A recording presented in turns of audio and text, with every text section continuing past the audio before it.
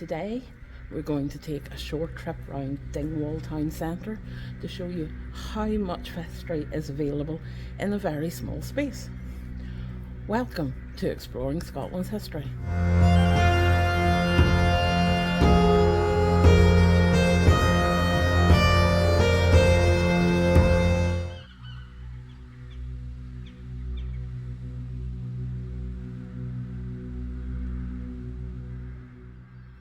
The first space that we shall see under this very old arch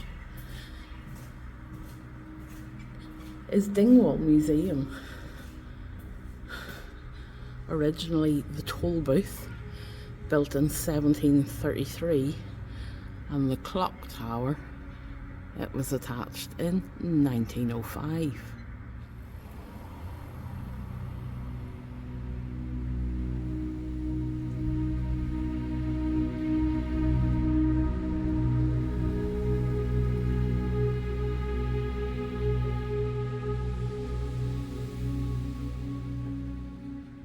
The Beatles' 1963 concert here was poorly attended as they were in competition with the weekly dance at the Pavilion in Strathpeffer. The Pavilion in Strathpeffer were the clear winners.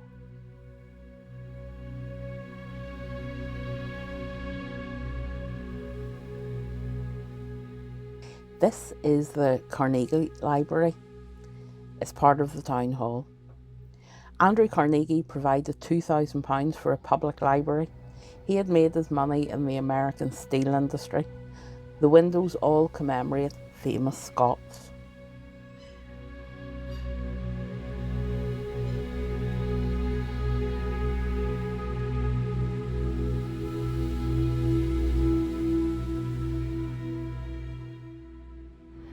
It's clear to see the old pattern of tenements and closes as you pan the street.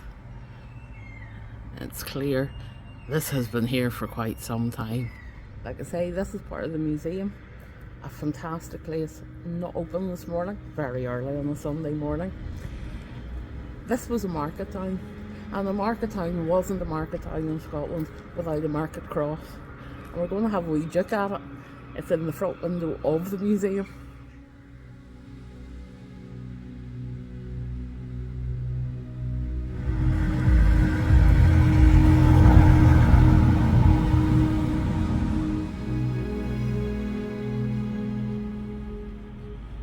Worth commenting, the clock tower is actually one of the few remaining hand-wound clocks left in Scotland.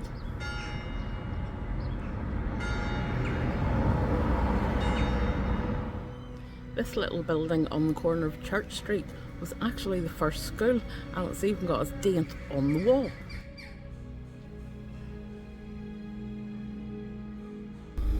This school ran until about 1843 with the disruption, and with the disruption came change even to these little pockets of Scotland, and half the pupils cleared off up to the Free Church, so that was the end of that.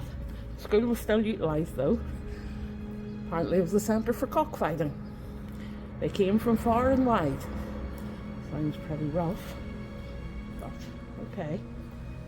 It was also the birthplace of Thomas Simpson, and he was actually part of the team who discovered the Northwest Passage in the Arctic. His father was the schoolmaster at the time. This little close is Lochiel Place, which is very interesting because the folk up here in the Lochiels did not always get on. Just at the end of another higgledy-piggledy street is a tower. That's the Hector MacDonald Memorial. We will finish our story with his story. We're just passing the beautiful National Hotel here, and that would have been the original site of the Market Cross in the Royal Borough of Dingwall. Quite an outstanding building.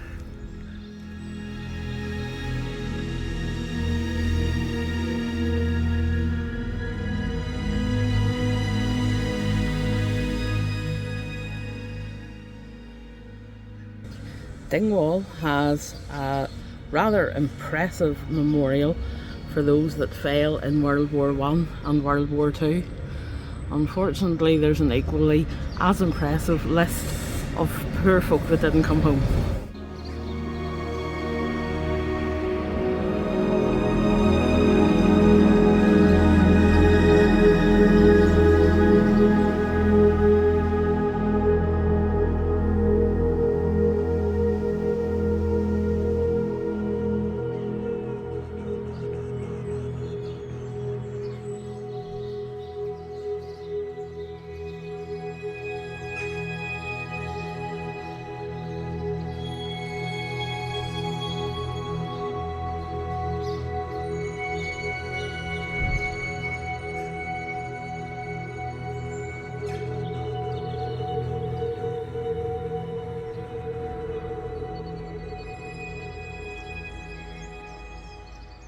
And we have another one.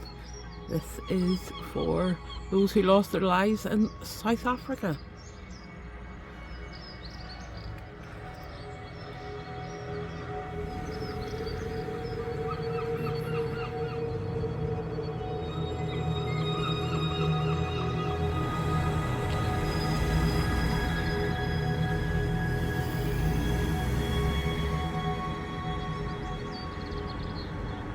This is quite an impressive memorial to those who fell in France.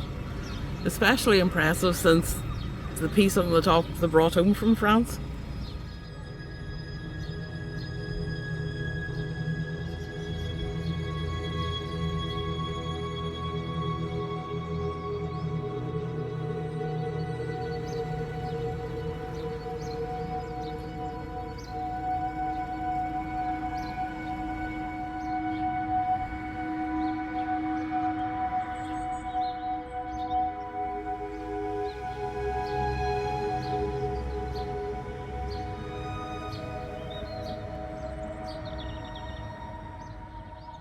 And then we have a monument to Normandy, and I have to point out the detail on those beautiful railway cottages just behind,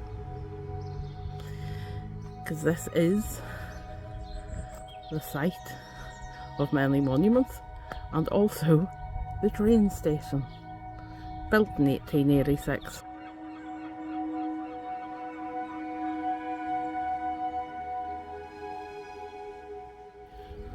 We are now walking down Castle Street. Castle Street, you say? Dingwall doesn't have a castle. Dingwall used to have a castle.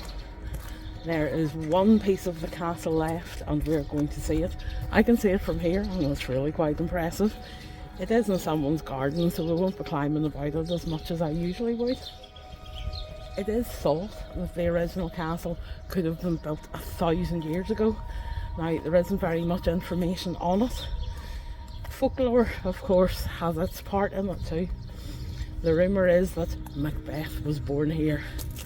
I wonder did they ever use this ducat we're about to come on?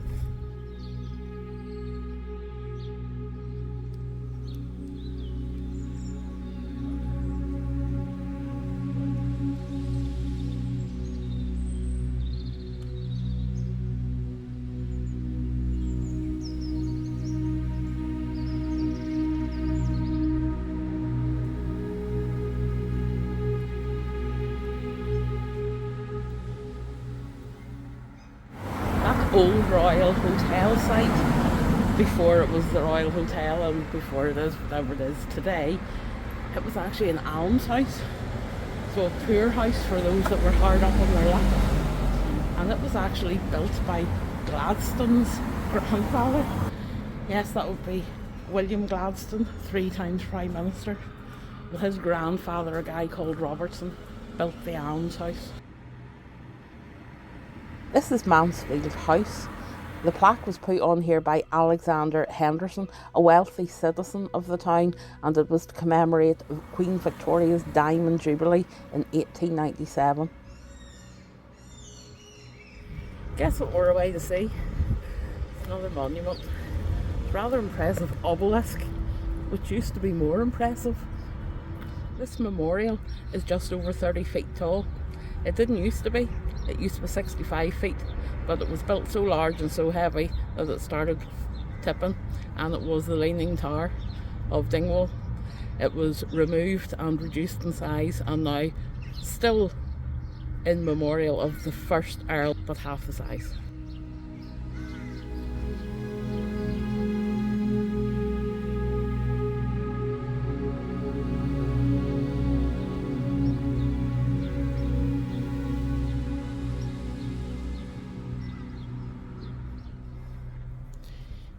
Behold the invisible Dingwall stone, erected in memory of this chap. We're now going to have a wee look around St Clement's Church. It was built in 1801 by Davidson of Tulloch. We'll put a link to the Tulloch Castle video where he hung out.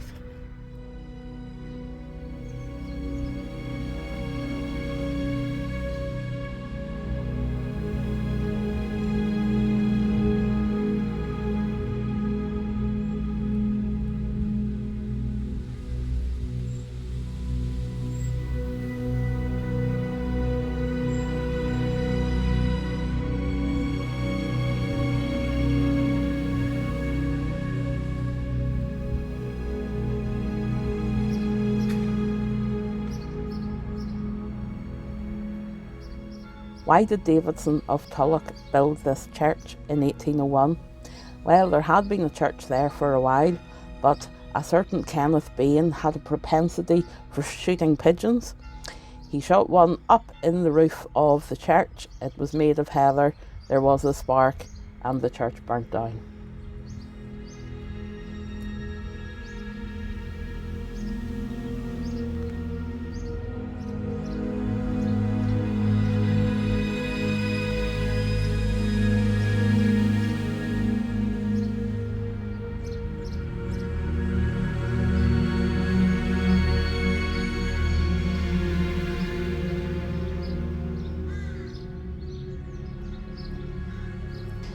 The picture stone here has 5 main symbols. The cup marks is presumed that they could date from 6,000 to 4,000 years ago.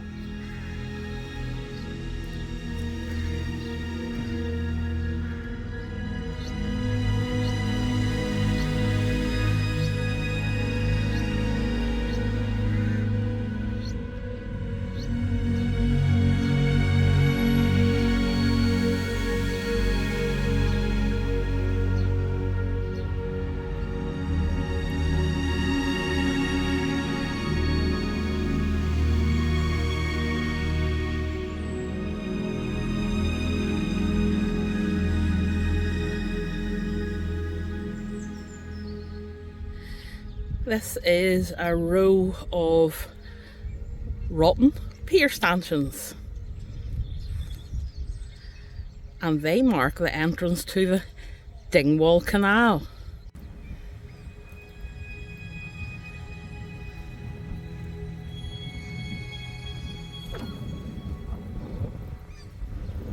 The Dingwall Canal was a Thomas Telford design.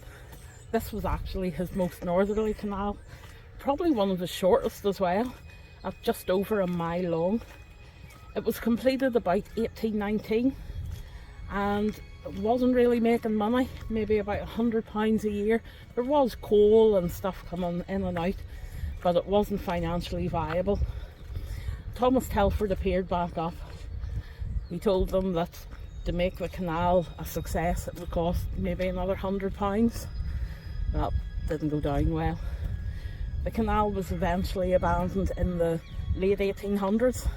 The railway had arrived. We've seen the railway station, and that's when goods were starting to move by rail. That was the end of this beautiful canal, and it's a beautiful day. But we are at the entrance of the canal, and this is the Moray Firth that we see off into the distance.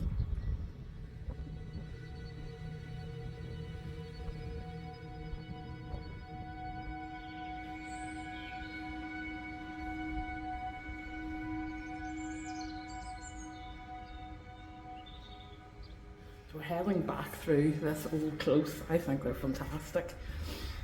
Dingwall has a lot to offer with minimal effort and minimal distance, but we do have one story to finish before we say goodbye to Dingwall, and that is Sir Hector MacDonald's. Hector, the hero's story, will be on my next video, so subscribe and hit the bell so that you're informed when we have it edited and out. Thank you for watching Exploring Scotland's History.